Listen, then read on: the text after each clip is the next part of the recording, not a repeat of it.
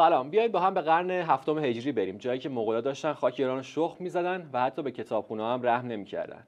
اما تو اون زمان ما دانشمندی داشتیم که نه تنها مشکلی براش پیش نیامد، بلکه موفق شد مشاور عالی یکی از فرمانده‌های مغول بشه و همه دستاوردهای علمیشو همون زمان به دست بیاره.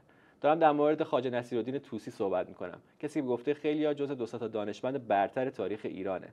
کسی که نه تنها دانشمند بود، بلکه فیلسوف هم بود. نه تنها منجم بود، بلکه سیاستمدار بود. امروز می‌خوایم به کمک قدرت هوش مصنوعی با این شخصیت بزرگ و پیچیده صحبت بکنیم. با ما همراه باشید.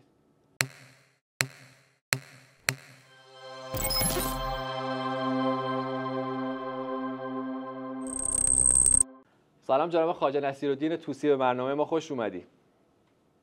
درود بر تو. خوشحالم که در خدمتت هستم. با یا پرسشی داری که مایلی درباره‌اش گفتگو کنی؟ قطعاً آره، پرسش‌های زیادی دارم از شخصیت جالب و پیچیده شما، اما خب بهتره اول در مورد دوران کودکی شما صحبت کنیم. بحث‌های زیادی هست در مورد اینکه واقعاً کجا به دنیا آمدید. آیا واقعاً در طوس به دنیا آمدید شما؟ بله، این پرسشی است که بسیاری مطرح کردند. من در شهر طوس به دنیا آمدم، در خاندانی دانشمند و اهل علم. دوران کودکی من در محیطی سرشار از علم و حکمت سپری شد و از همان ابتدا به یادگیری علوم مختلف علاقه‌مند بودم. مسلماً برای به وجود اومدن همچین شخصیتی قطعاً باید تو همچین خانواده‌ای رشد می‌کردید. یکی از نکات جالبی که در مورد دوران کودکی شما وجود داره اینه که یه جمله معروفی پدرتون داره که میگه بعد از اینکه علم‌های اولیه رو به شما یاد داده، اما بعد از یه مدتی دیگه احساس کرده که چیز جدیدی نمیتونه بگه. درست است. پدرم پس از مدتی که مرا در علوم پایه تعلیم داد، احساس کرد که دیگر چیزی برای آموزش ندارد. این بود که مرا به دانشمندان بزرگ آن زمان سپرد تا از آنان بیاموزم و افقهای دانشم را گسترش دهم. سفرهای زیادی هم در دوران هم نوجوانی و اوایل جوانی داشتید به شهرهای مختلف. بله، سفرهای من نقش بسیار مهمی در شکل گیری شخصیت و دانش من داشت. هر شهری که به آن وارد می شدم با دانشمندان و متفکران آنجا دیدار می کردم و از آنان بهره می بردم. این سفرها باعث شد که با اندیشه های گوناگون آشنا شوم و دیدگاه وسیع تری نسبت به جهان پیدا کنم. حالا میخوام برم سراغ اون قضیه اصلی که در مورد شخصیت خواجه نصیرالدین طوسی وجود داره، اون اینکه چجوری تونست خودشو وارد دستگاه مغول‌ها بکنه. اما قبل از اون قضیه، شما حدود 25-6 سال رو در یکی از قلعه‌های اسماعیلیون گذروندین، در قلعه قهستان، و با اجازه شما و با مشورت شما با فرمانده اون قلعه بود که اجازه دادید که هولاکو خان اون قلعه رو تصرف بکنه. در مورد اون قضیه صحبت بکنید و اینکه بعد از اینکه تسلیم شدید همه رو تقریبا کشتن به جز شما و یکی دو نفر دیگه. این دوره از زندگی من بسیار مهم بود. در قلعه علموت به عنوان مشاور و محقق در خدمت اسماعیلیان بودم. وقتی که هولاکو خان به قلعه حمله کرد، با فرماندهان قلعه در ارتباط بودم و در نهایت برای جلوگیری از خونریزی بیشتر میانجی شدم. هولاکو خان تصمیم گرفت که مرا به خدمت خود درآورد. این اتفاق به من فرصت داد تا از علم و دانش خود برای پیشرفت جامعه استفاده کنم. خب این قضیه خیلی جای بحث داره، اینکه مخصوصا این شخصیتی که دانشمندی هست، اینکه بین مصلحت و بین اخلاق چه چیزی رو انتخاب بکنه، اینکه آیا اجازه بده که خودش مثلا بتونه بره کار بکنه با اون مثلا حاکم ظالم اما مشکلی براش پیش نیاد که دیگران کشته بشن. در مورد این قضايا صحبت کنید، این پیچیدگی‌های تصمیماتی که تو این زمان گرفتی. تصمیم گیری در چنین شرایطی همواره دشوار است. در میان مصلحت و اخلاق باید به گونه‌ای تصمیم گرفت که کمترین آسیب به جامعه وارد شود. در آن زمان من تلاش کردم تا با همکاری با حاکمان از دانش و توانایی خود برای خدمت به مردم و جلوگیری از خونریزی بهره ببرم. هیچ وقت دچار تردید نشدی از اینکه مثلا متجاوزی مثل هولاکو خان رو در کنارش هستی و یکی از اصلی‌ترین مشاورانش هستی؟ بیگمان این تردیدها همواره وجود داشت. در کنار هولاکوخان بودن فرصتی بود تا از درون نظام حاکم تأثیر بگذارم و دانش را گسترش دهم. همیشه تلاش می کردم که از این موقعیت به نفع مردم و دانش بهره ببرم. خیلی از دانشمندای دیگه، حالا ما تو دوران حال رو هم اگه نگاه بکنیم، کارهایی میکنن، دستاوردهایی دارن که بعداً میشه ازش خیلی استفاده‌های عجیب غریب و بد کرد. میتونن ابزارات جنگی بسازن که آدما رو بکشه، میتونن فناوری‌هایی رو ایجاد بکنن که بتونه آسیب زیادی بزنه. به نظر خودت دانشمند تا چه حد وظیفه داره که اخلاق رو در کارش در پیش بگیره؟ آیا صرفاً باید فقط سراغ علم بره یا نه میتونه به قضایای دیگه هم به یه شکل دیگه نگاه بکنه؟ دانشمند مسئولیت بزرگی دارد. علم باید در خدمت انسانیت و پیشرفت جوامع باشد. استفاده از دانش برای اهداف نیک و اخلاقی بسیار مهم است. یک دانشمند باید همواره به تأثیر کارهای خود بر جامعه بیندیشد و مسئولیت اخلاقی خود را فراموش نکند.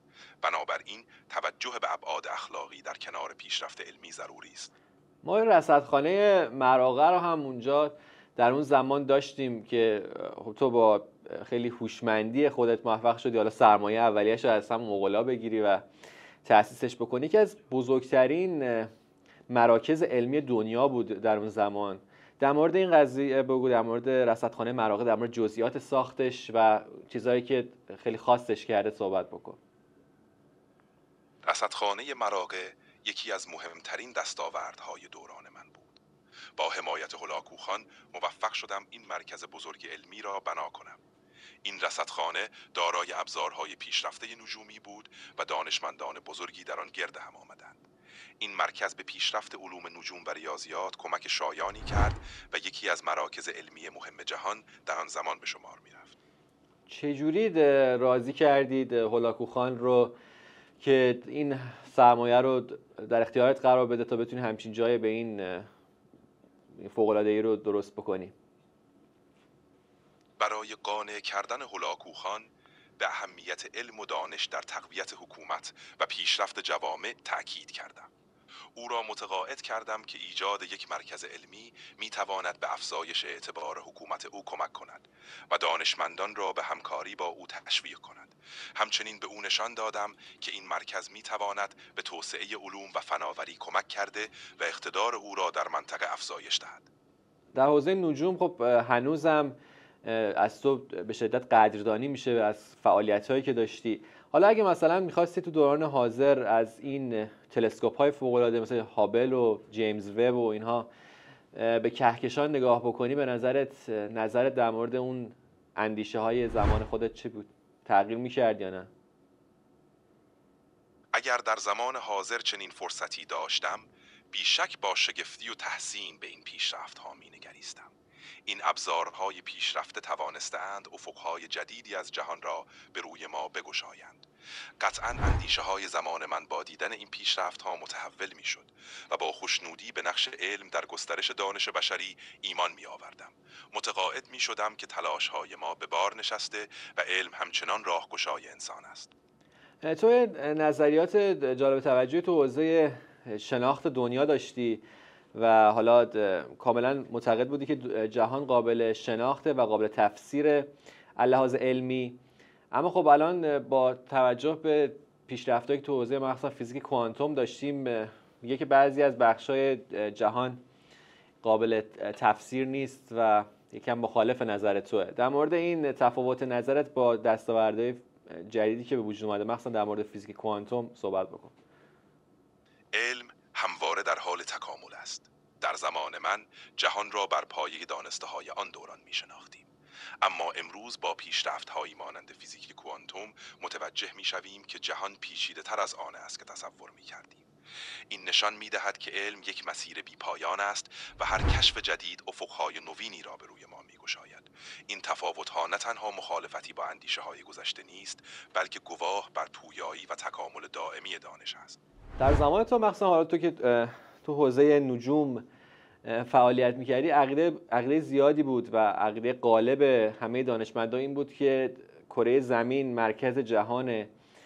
اما الان با توجه به پیشرفتایی که تو حوزه نجوم انجام شده و نگاه زیادی که به کهکشان‌ها و سیارات دیگه بوده، امکان وجود شخصیت یا مثلا فضایی‌ها یا موجودات ناشناخته وجود داره و دیگه جهان رو میشه گفت مرکز هستی نمیتونیم در نظر بگیریم. نظر در مورد این تغییر دیدگاه چیه نسبت به زمان تو؟ تغییر دیدگاه از مرکزیت زمین به درک گستردگی جهان و احتمال وجود حیات در نقاط دیگر نشان دهنده پیشرفت شگرف علم است. این تغییر نه تنها افقهای ما را گسترش داده، بلکه تواضع و فروتنی ما را در برابر عظمت کیهان افزوده است. اکنون می‌دانیم که جهان بسیار وسیع‌تر و پر رمز و رازتر از آن است که تصور می‌کردیم.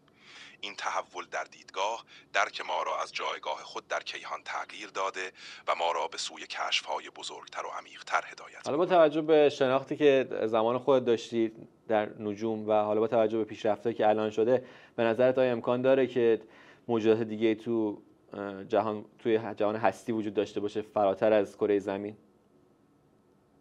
بله، با توجه به وسعت بیکران جهان و تعداد بیشمار ستارگان و کهکشان‌ها، احتمال وجود حیات در نقاط دیگر بسیار زیاد است. پیشرفت‌های اخیر در نجوم و کشف سیارات فراخورشیدی این احتمال را بیش از پیش تقویت کرده است. اگرچه هنوز شواهد قطعی نداریم، اما علم به ما می‌آموزد که باید با ذهنی باز و کنجکاو به جستجوی این پرسش‌های بزرگ بپردازیم. همیشه علاقه داشتی که فلسفه رو وارد علم بکنی و دیدگاه علمی خودتو از جنبه‌های فلسفی و حکمت هم بررسی می‌کردی و تاکید داشتی که دانشمندا باید فلسفه هم در کارشون داخل بکنن. به نظر تو هنوز هم این قضیه وجود داره؟ به نظر تو هنوز هم دانشمندا باید این کار رو انجام بدن؟ و چرا اینقدر تاکید داشتی تو این قضیه؟ بله، هنوز هم بر این باورم که فلسفه نقش مهمی در علم دارد. فلسفه به ما کمک می کند تا به عمق پرسش ها پی ببریم و بنیانهای نظری علم را بررسی کنیم. این تلفیق به دانشمندان کمک می کند تا نگاهی جامع‌تر و عمیق‌تر به مسائل داشته باشند و به پرسش های بنیادی با دقت بیشتر پاسخ دهند. بنابراین تلفیق فلسفه و علم همچنان ضروری است و می تواند به درک بهتری از جهان منجر شود. یکی از انتقاداتی که از شما میشه اینه که چرا انقدر به زبان عربی مطالب و مقالات علمی خودت رو نگارش کردی. فکر کنم دوربر 75% مقالات و گزارش‌های علمی شما به زبان عربی هست، برخلاف کسی مثل ابن سینا که خیلی تلاش داشت بر اینکه واژه‌های عربی و واژه‌های لاتین رو ترجمه بکنه، اما تو زیاد علاقه به این کار نداشتی. چرا؟ من در زمان خودم به زبان عربی می نوشتم، زیرا در آن دوران زبان علمی بین المللی بود و از این طریق می توانستم دانش خود را به جامعه علمی گسترده تری منتقل کنم. این انتخاب به دلیل گستردگی و نفوذ زبان عربی در دنیای اسلام و جامعه علمی آن زمان بود. به این ترتیب آثار علمی من می توانست به دسترس طیف وسیعی از دانشمندان و علاقمندان قرار گیرد و تأثیر اون بیشتری داشته باشد. قضیه همکاریت با هولاکو خان رو اگه بخوام یه اشاره دیگه بهش داشته باشم، خب مسلماً خیلی داستان‌ها و قضایای مختلف و حواشی مختلفی وجود داره در مورد همکاری تو با فرمانده خونریزی مثل هولاکو خان. خب اما تو خودت گفتی که مصلحت میدونستی برای علم، برای کشور این قضیه رو. یکی از چیزهایی که در مورد شما میگن اینه که یکی از اصلی‌ترین دلایل بودی که هولاکو خان به سمت بغداد حرکت کرد و آخرین خلیفه عباسی رو سرنگون کرد با مشورت‌های تو. بله، در تاریخ آمده که من به هولاکو خان مشورت‌هایی درباره حرکت به سوی بغداد دادم. هدف اصلی من این بود که بتوانم از سقوط بغداد و نابودی مراکز علمی جلوگیری کنم و دانش را حفظ نمایم. اما تصمیم نهایی با هولاکو خان بود و من سعی کردم در این میان نقش میانجی و مشاوری دلسوز را ایفا کنم. در پیشنهاداتی که میدادی یا در مشورتایی که میدادی کینه از خلافت عباسی نبود که یه جوری هولاکو خان رو هدایت بکنی به اون سمت؟ نه، هدف اصلی من در ارائه مشورت‌ها حفظ مراکز علمی و دانش بود. من تلاش می کردم تا از دیدگاه یک مشاور و دانشمند بهترین راهکارها را برای کاهش درگیری و حفاظت از دانش ارائه دهم.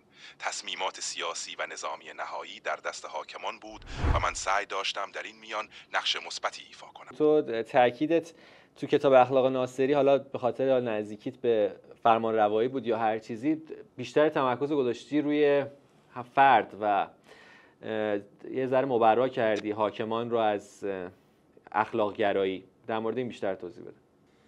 در کتاب اخلاق ناصری تلاش من بر این بود که نشان دهم چگونه فضایل اخلاقی می توانند به بهبود زندگی فردی و اجتماعی کمک کنند. تأکید بر اخلاق در همه سطوح جامعه، از فرد تا حاکمان، برای ایجاد تعادل و عدالت ضروری است. هدف من این بود که نشان دهم رعایت اصول اخلاقی می تواند به بهبود روابط انسانی و ایجاد جامعه‌ای عادلانه و پایدار منجر شود. امروز فناوری مثل هوش مصنوعی وجود داره که بسیاری از محاسبات و کارها رو به دست گرفته، چیزی که مخالف کلاً شکل و رویه شما بود. مخصوصا با دیدگاه‌های فلسفی که داشتید، آیا وجود فناوری مثل هوش مصنوعی اون همون چیزیه که شاید اگه زمان شما هم بود ازش دوری می‌کردی یا نه ازش استفاده می‌کردی؟ اگر در زمان من چنین فناوری وجود داشت، قطعاً با دقت و تأمل به آن می‌نگریستم.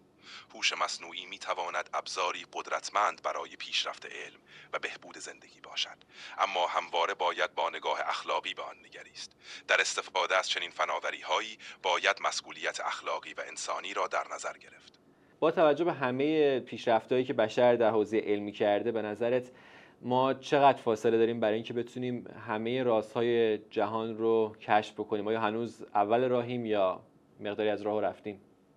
هنوز در آغاز راهیم. با تمام پیشرفت‌ها، رازهای بسیاری برای کشف باقی مانده است. هر کشف جدید درهای تازه‌ای را به روی ما می‌گشاید و نشان می‌دهد که هنوز در مسیر دراز و پرچالش شناخت جهان هستیم. بنابراین می‌توان گفت که هنوز ابتدای راهیم و راه زیادی در پیش است. برای سوال آخر، توصیه‌ات برای دانشمندان جوان چی هست و اینکه و همون سوالی که پرسیدم که چقدر هنوز مونده برای اینکه بتونیم رازهای جهان رو کشف کنیم، چه توصیه‌هایی داری برای اینکه بتونیم توی این راه موفق باشیم؟ توصیه من به دانشمندان جوان این است: با کنجکاوی و پشتکار به راه خود ادامه دهند. همیشه ذهنی باز داشته باشند و از پرسیدن سوالات جدید نترسند. در مسیر کشف، صبر و استقامت کلید موفقیت است. همچنان باید به اخلاق و مسئولیت اجتماعی پایبند باشند و بدانند که علم در خدمت بهبود زندگی و جامعه است. ممنونم از شما جناب خواجه نصیرالدین طوسی، از شما و همه خدمت‌هایی که به علم بشر کردی. سپاسگزارم. برایت بهترین ها را آرزو می کنم و امیدوارم که همواره در مسیر دانش و پیشرفت موفق باشی. از شما هم متشکرم بیننده‌های عزیز که ما رو تماشا کردید. برنامه ما در مورد شخصیت فوق‌العاده خواجه نصیرالدین طوسی بود. امیدوارم که لذت برده باشید. فعلا تا برنامه بعد، خدا نگهدار.